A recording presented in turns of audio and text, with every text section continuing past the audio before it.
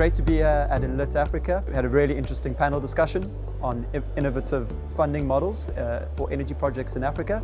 It was quite a wide-ranging discussion with lots of conversation on the challenges faced by funding projects in sub-Saharan Africa and north of the South African border. My key takeaway was really around what can be done to improve the funding models in South Africa. So I think from SOLINK's perspective as a leading technical advisor and renewable energy facilitator in both the embedded and the wheeled energy market in South Africa, we're really coming at this from what can we do in the market to improve the end product to the customer.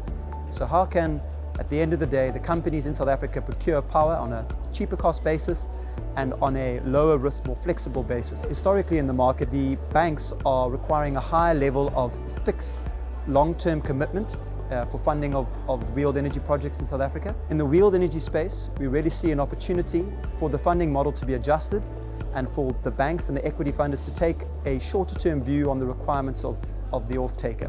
The reality of the wheeling energy market in South Africa is that the real risk that projects won't be procured by someone else should an off-taker fall over, in our view, is really low.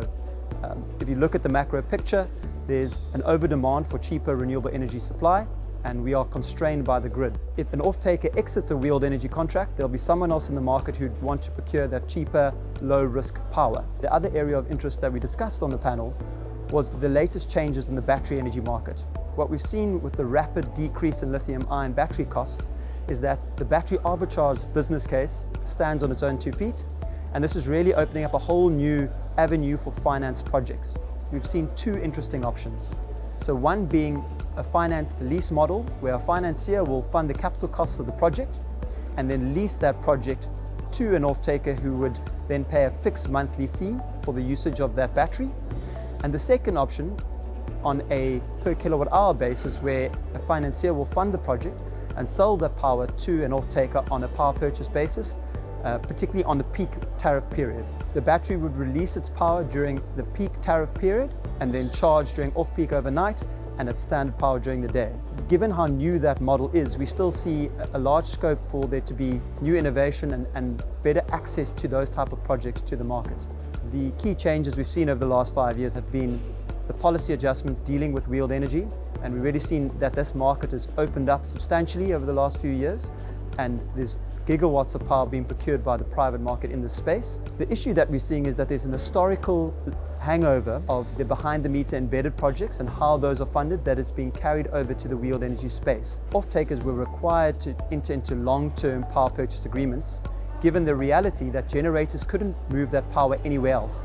And now what we've seen in the wheeled energy space is that the generator and the off-taker are no longer tied together, and that really means that an alternative off-taker can be sourced for that wheeled energy project in a few months. And that, for me, substantially reduces the risk associated with these projects. And the hope is that that reduced risk starts being reflected in the funding models that are funding these type of projects. From SOLINK's side, we are incredibly excited to be part of this fast-moving, innovative space, and we will continue our mission to improve the type of projects available to commercial industrial companies, ensuring that they can have access to both embedded and wheeled energy projects faster, more effective, and at lower cost.